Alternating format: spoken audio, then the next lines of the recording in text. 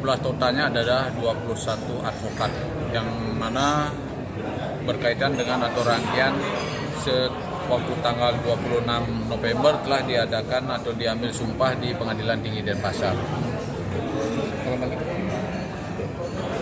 Tapi baru dari KAI profesi advokat.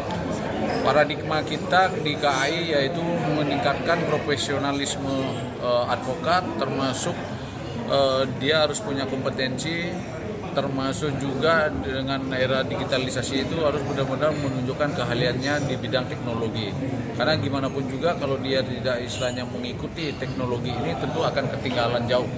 Karena kedepannya kita ketahui bersama bahwasanya secara umum IT itu sudah menyeluruh lah, merata. Selama ini kendala-kendala napi saja yang dihadapi oleh advokat dalam hukum acara. Kalau kendala advokat yang sementara ini adalah terkait dengan biasanya yang terjadi adalah itu dengan kewenangan kita. Dari 4 pilar penegak hukum, antara lain itu dari pihak kepolisian, dari kehakiman, dari kejaksaan, termasuk kita di penegak hukum, di advokat, 3 dari itu mempunyai kewenangan, sedangkan kami di advokat belum. Nah tentu ini akan kita dorong di dalam perubahan undang-undang advokat itu sendiri. Dari sisi regulasi ada yang perlu di-update? Betul, perlu sekali, yaitu tentang atau seperti yang saya sampaikan tadi terkait dengan kewenangan advokat itu sendiri. Karena biasanya di saat-saat tertentu kita adalah seperti contoh lah waktu pas persidangan kadang-kadang kita minta data ke contoh kecilnya adalah di kantor BPN itu tidak mau dikeluarkan, gitu. Prosesnya banyak, gitu. Nah untuk itu ini perlu dibuatkan regulasinya yang lebih pasti dan kuat. Jadi untuk kasus-kasus pro bono ya, kasus-kasus untuk kaum yang tidak punya gitu untuk mengambil keadilan, bagaimana Pak sisi KAI sendiri?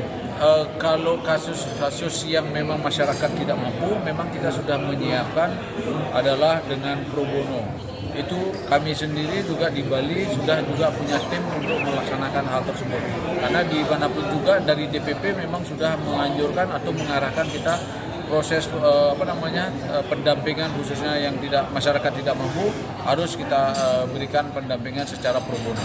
Oke, tadi kan kita lihat banyak advokat-advokat dan ini. Nah dari KAI sendiri bagaimana menanamkan agar advokat-advokat ini tidak keluar dari kode etik? Sudah barang tentu kita memang harus tegaskan tidak boleh menyimpang atau melanggar dari ketentuan-ketentuan.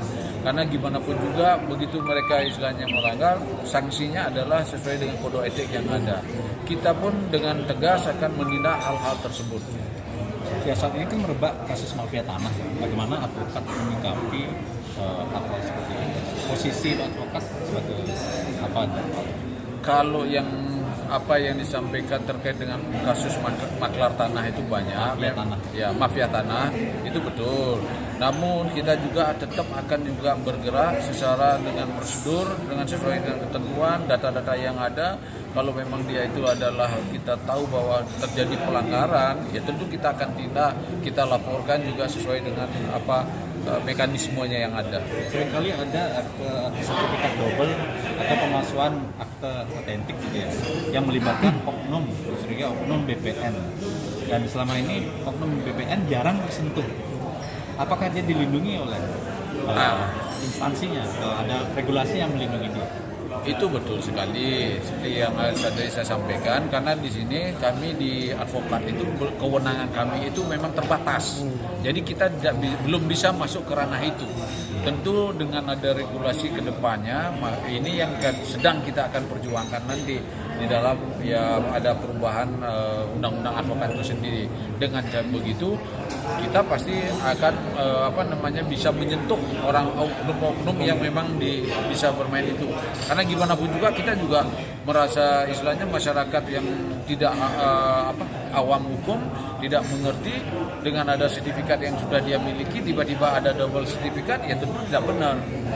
Tentu kita akan menurut kasus per kasus, data-datanya yang valid. Jadi itu sudah ada strateginya kita dalam menangani hal tersebut. Jadi oknum pegawai BPN bisa saja dipidana ya, tidak kebal hukum dia.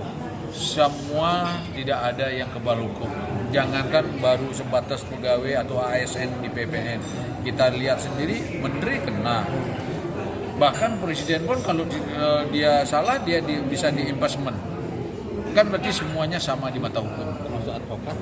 Termasuk advokat tanpa kecuali. Pihak punya hak imunitas. Kita walaupun ada hak imunitas, tetapi kan tetap sama. Hak imunitas itu tatkala memang kita dalam melaksanakan atau pendampingan hukum. Kan gitu. Kalau melanggar pidana. Kalau melanggar pidana sudah pasti tidak ada gitu. Ji, mungkin sedikit Ji, tentang kelompok advokasi yang mengikuti partai politik seperti itu, bagaimana pandangan Aji? Apakah dibolehkan atau bagaimana secara profesi?